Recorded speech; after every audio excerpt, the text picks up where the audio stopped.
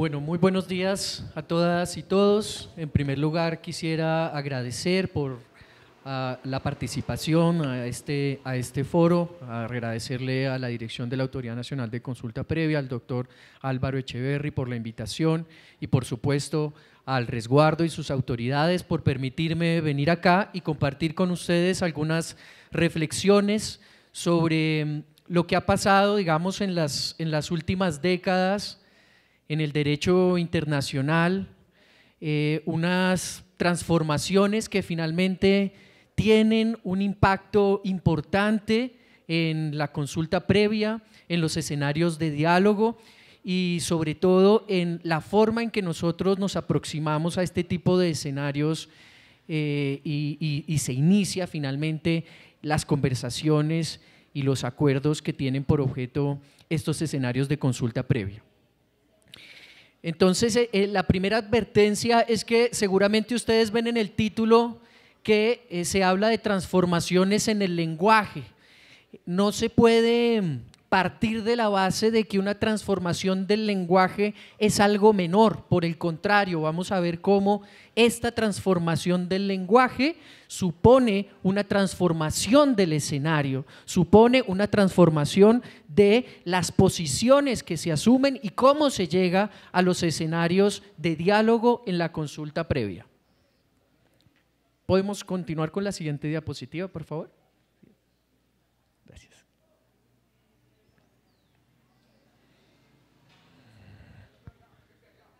Ahí está. Bueno, muy bien.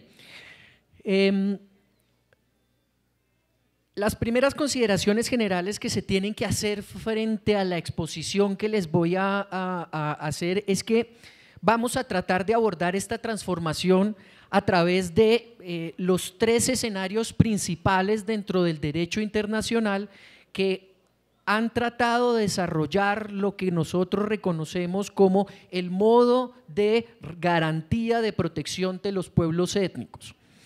Vamos a comenzar por la OIT y por supuesto con algunas precisiones sobre lo que se dice en este texto sobre el consentimiento libre, previo e informado. Pasaremos a hablar de Naciones Unidas y de cómo dentro de Naciones Unidas, a través de sus distintos organismos y a través de los instrumentos jurídicos que se han producido en este escenario, se ha comenzado de forma interrelacionada con la OIT a aportarle a este escenario de la consulta previa. Y finalmente vamos a ver cómo la Organización de Estados Americanos, de la mano de una de sus principales espacios de diálogo respecto de los pueblos étnicos, que es la Corte Interamericana de Derechos Humanos, ha retomado todo lo anterior y ha fortalecido ese reconocimiento y protección de los pueblos étnicos desde lo internacional.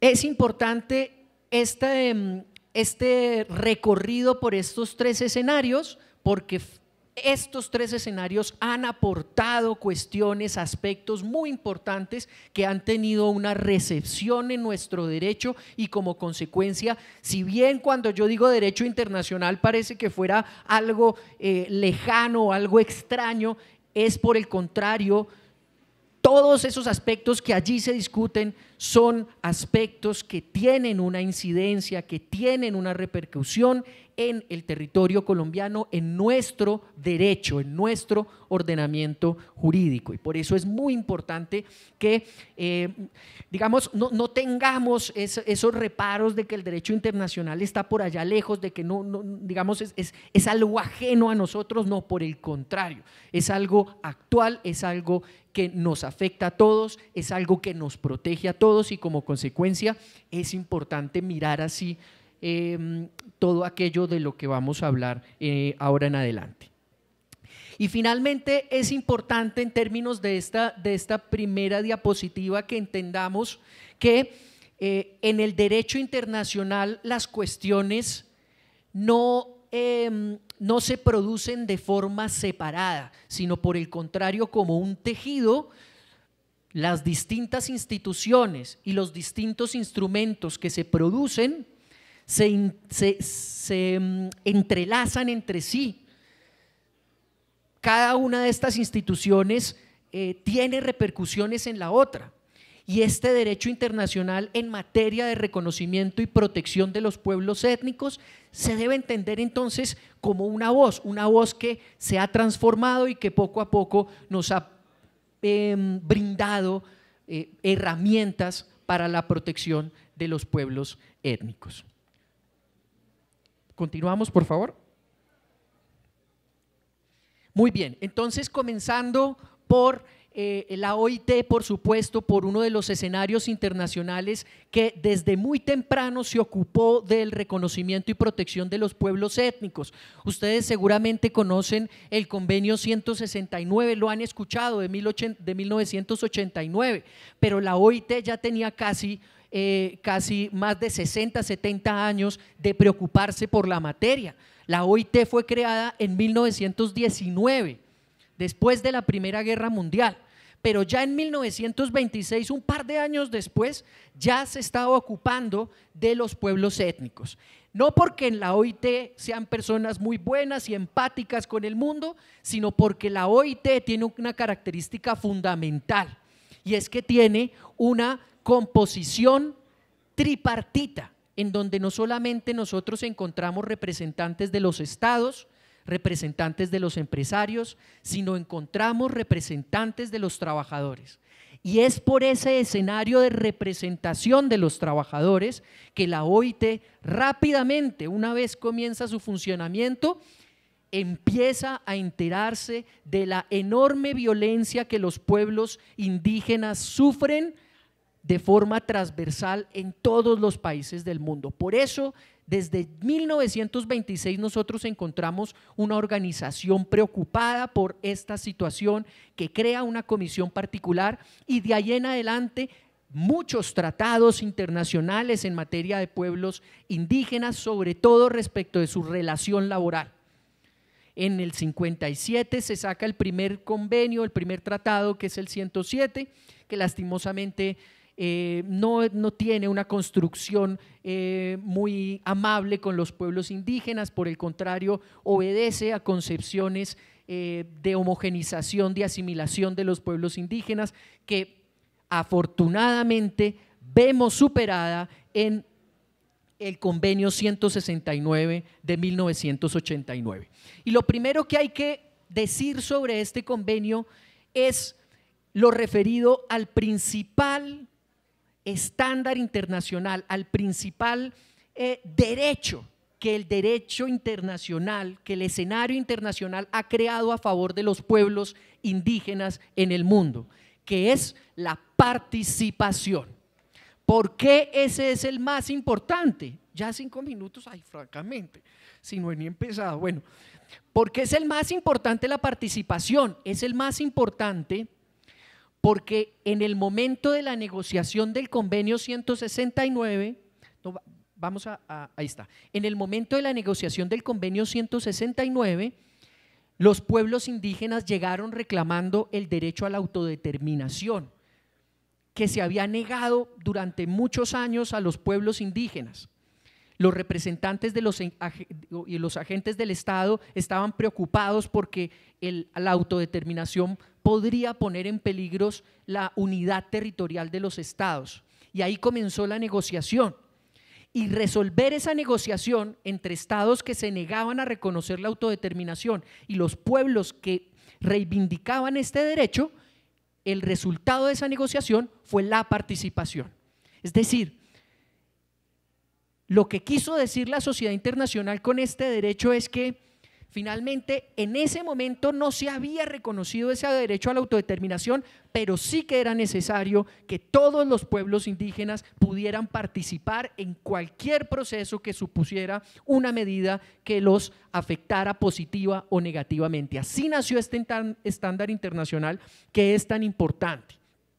Por eso el Comité de Expertos de la Organización Internacional del Trabajo nos dice que la participación es un derecho amplio, dentro del cual por supuesto que encontramos la consulta previa. La consulta previa es un hijo del derecho a la participación, pero no lo agota, el derecho a la participación debe ser más amplio. Y la OIT en este tratado internacional nos nos presenta cómo debe ser, por ejemplo, un Estado pluriétnico. Nos dice, mire, un Estado pluriétnico tiene que ser un Estado que se construye con los pueblos indígenas, y participación en ese sentido significa que la institucionalidad del Estado sea una institucionalidad pluriétnica. Esa es una de las grandes deudas de los estados frente a los pueblos indígenas que incluso que han aprobado, que han ratificado el convenio 169. Afortunadamente estamos cruzando por un gobierno que ha tratado de apuntarle a ese sentido, a ese objetivo, al crear una institución que refleje la diversidad étnica, y tenemos entonces una dirección de comunidades indígenas que preside un indígena, una representante a la ONU que preside una indígena, y así sucesivamente, una vicepresidenta que hace parte de esa etnicidad. Esa es una representación, una manifestación también del derecho a la participación que tiene el convenio 169. Pero hay otro muy importante, y es el de la acción coordinada, el de la acción concurrente, el de aquellos propósitos que el Estado tiene y que comparte con los pueblos indígenas y que deben realizarse de forma conjunta. Esto es muy importante. Fíjense que todas esas distintas variantes de la participación, la consulta previa es una, pero también la construcción de la institucionalidad con los pueblos indígenas, y también la realización coordinada, conjunta, de objetivos de Estado. Bueno, voy a seguir más rápido porque se me acabó el tiempo ya, pero entonces voy a contarles lo siguiente. En el convenio 169, el artículo sobre participación, a pesar de que lo encontramos en muchos artículos de diferentes formas, con diferentes palabras, el artículo sexto es quizás el más importante, y es la primera vez que nosotros encontramos la palabra consentimiento previo. Es en el artículo sexto, en el numeral segundo. Allí se nos dan algunos datos de lo que dice el convenio 169, debe ser esa consulta a los pueblos étnicos cuando se toman medidas administrativas o legislativas que los afecten directamente, y nos dice una cosa muy importante: la finalidad siempre tiene que ser el consentimiento. La finalidad de todo espacio de negociación con los pueblos siempre debe ser el consentimiento. Esto es muy importante porque es el sembrar un germen que en el derecho internacional va a tener como consecuencia un hermoso árbol con una gran cantidad de características, como vamos a tratar de verlo lo más rápido posible. El artículo 16 nuevamente nos habla de consentimiento en una especial situación que va a ser un fruto de esta semilla que les hablaba, que es al momento del desplazamiento de los pueblos indígenas, una situación tremenda, muy difícil para un pueblo étnico que tiene una estrecha relación con el territorio, y el convenio 169 ya nos advertía: esa situación es muy difícil y necesita el consentimiento libre, previo e informado. Pero debemos aceptar también que este tratado internacional, que es el único que genera obligaciones para los estados, no es muy rígido, no es muy estricto a la hora de asegurar siempre este consentimiento libre, previo e informado. Sin embargo, les repito, nos deja la semilla de el consentimiento libre, previo e informado debe ser una finalidad. En la Corte Interamericana de Derechos Humanos nosotros encontramos que se trata de un órgano internacional que ha recibido con beneplácito todos los insumos que otros institutos de derecho internacional le han dado. Hay dos sentencias fundamentales en consulta previa: el caso Saramaca versus Surinam y el caso Sarayaku versus Ecuador. Pero el caso Saramaca en materia de consentimiento es el más importante de todos. De hecho, es el único que nos habla específicamente del consentimiento y nos dice una cosa fundamental. Nos dice que cuando se trate de planes de desarrollo de inversión a gran escala, que van a tener un impacto mayor dentro del territorio, el consentimiento deja de ser una finalidad en el diálogo y se exige como una obligación. Eso dice la Corte Interamericana en esta sentencia, a pesar de que en otras decisiones no se ha reiterado este precedente. Pero vamos ya al grano porque se me acaba el tiempo, y es, digamos, la principal actualización que esto del consentimiento libre, previo e informado ha tenido. Y es en Naciones Unidas. En Naciones Unidas nosotros hemos tenido muchísimos órganos que se ocupan del reconocimiento y protección de los pueblos indígenas. El Comité de Naciones Unidas para la Eliminación de la Discriminación Racial es uno de esos. De hecho, en Naciones Unidas es el único y el primer órgano por fuera de aquellos que tienen como objetivo principal los pueblos indígenas, que nos ha hablado del consentimiento y nos dice que este consentimiento previo, libre e informado es muy importante y que le pone el plus, la cereza del pastel a esas simples sentadas a hablar, a dialogar. Se necesita el consentimiento libre, previo e informado como una finalidad. También hay otros protagonistas en este escenario, los relatores especiales de Naciones Unidas sobre los derechos de los pueblos indígenas, que han aportado a esto del consentimiento libre, previo e informado, que nos han dicho que ese consentimiento libre, previo e informado, pues en la regla general es que sea una finalidad, pero también nos han advertido, esa finalidad se vuelve obligatoria en ciertas situaciones especiales. ¿Y cuáles son esas situaciones especiales? Esas situaciones especiales son cuando hay una repercusión importante para el pueblo indígena. Ahí ya no tenemos que pensar el consentimiento como una finalidad, sino se vuelve obligatorio. Pero ya que se me acabó el tiempo, voy a contarles cuáles son, desde mi perspectiva, al menos algunas de las consecuencias de esta transformación en el lenguaje. El convenio 169 comenzó hablando de participación, de escenarios de diálogo y tangencialmente hablaba de consentimiento libre, previo e informado. Hoy el derecho internacional nos habla de consentimiento libre, previo e informado como el foco de atención principal a la hora de hablar de participación, como la finalidad que tenemos que buscar todos. Y esto es algo muy importante, porque fíjense que lo que nos está diciendo es cómo llegar al diálogo. Nosotros al diálogo tenemos que llegar, independientemente de cuál sea la parte, con la cabeza abierta en términos de entender qué es lo que está en juego, porque el lenguaje es muy importante. El lenguaje supone muchas veces diferencias abismales entre lo que unos consideran importante y lo que otros consideran importante. Entonces el lenguaje es muy importante y por eso que nosotros lleguemos a ese escenario con el objetivo del consentimiento libre, previo e informado nos pone en otra posición. Pero hablemos un minuto más sobre el veto, sobre lo que se ha llamado el veto. Durante muchos años en la sociedad internacional se pensó y se discutió entre si los pueblos indígenas tenían derecho de veto o no tenían derecho de veto. Y hay un documento muy importante, muy revelador, que es el documento que se denomina Consentimiento Libre, Previo e Informado, un enfoque basado en los derechos humanos. Un documento bellísimo del Mecanismo de Expertos sobre los Derechos de los Pueblos Indígenas, uno de los organismos permanentes de Naciones Unidas para la defensa de los pueblos indígenas. Y este mecanismo de expertos nos propone una cuestión muy, muy bonita, que es un poco lo que el director Álvaro Echeverry de la Dirección de la Autoridad Nacional de Consulta Previa nos mencionaba, y es superar los escenarios de consulta previa, ver esos escenarios como escenarios de conflicto, como escenarios entre antagonistas.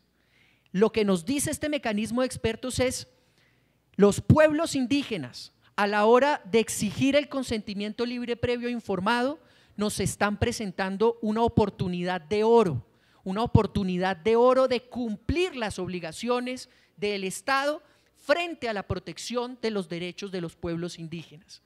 Entonces, que se exija el consentimiento libre, previo e informado como una finalidad significa que todos lleguemos al diálogo pensando en el consentimiento, pero en aquellas situaciones en donde la afectación es muy difícil, muy fuerte, muy compleja en el territorio, en esas situaciones el derecho internacional nos está diciendo: esa es la oportunidad que tenemos de darle a los pueblos indígenas ese lugar institucional que deben tener en el Estado, para que evite que se puedan incumplir obligaciones del Estado frente a sus derechos. Y esto es muy importante. No se trata de un veto, se trata de una oportunidad que los pueblos étnicos le brindan al Estado para que cumpla sus obligaciones internacionales.